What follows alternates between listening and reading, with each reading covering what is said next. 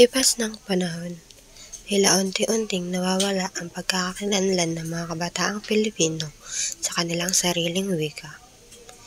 Araw-araw, mas pinipili ng marami ang panonood ng banyagang palabas, pag-aaral ng banyagang wika at pagsasalita nito.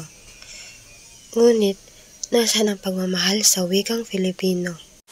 Tuluyang ibinasura ng Korte Suprema ang apela ng grupong Tanggol Wika kontra sa Memorandum Order ng Commission on Higher Education na nagtatanggal sa Filipino at panitikan bilang core subject sa kolehiyo. Nakatuon ang Filipino sa tamang paggamit ng wika, habang ang panitikan nakatuon naman sa pagbabasa at literatura. Sa pahayag na inilabas ng CHED, sinabi nilang hindi naman tuluyang tinanggal ang pag-aaral ng Filipino at panitikan dahil inilipat lang ito sa senior high school.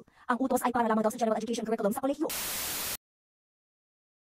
Narinig mo na ba na inalis na ang Pilipino sa kolehiyo noong 2013?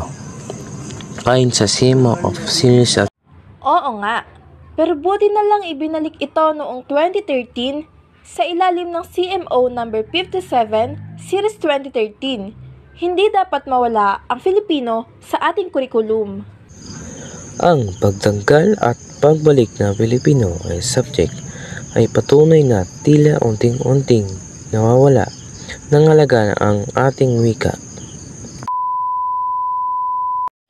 Ang ating ama ng wika, si Manuel L. Quezon, ay nagsabing mahalaga ang pagkakaroon ng isang wikang magbubuklod sa atin bilang isang bansa.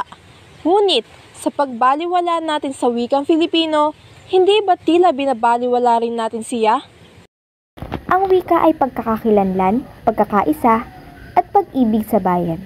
Kung nais nating manatili ang ating pagiging tunay na Pilipino, simulan natin pahalagahan ng wikang Pilipino sa ating tahanan, paaralan at lipunan. Ang wikang Pilipino ay kaluluwa ng ating lahi. Mahalin, ipagmalaki at ipaglaban.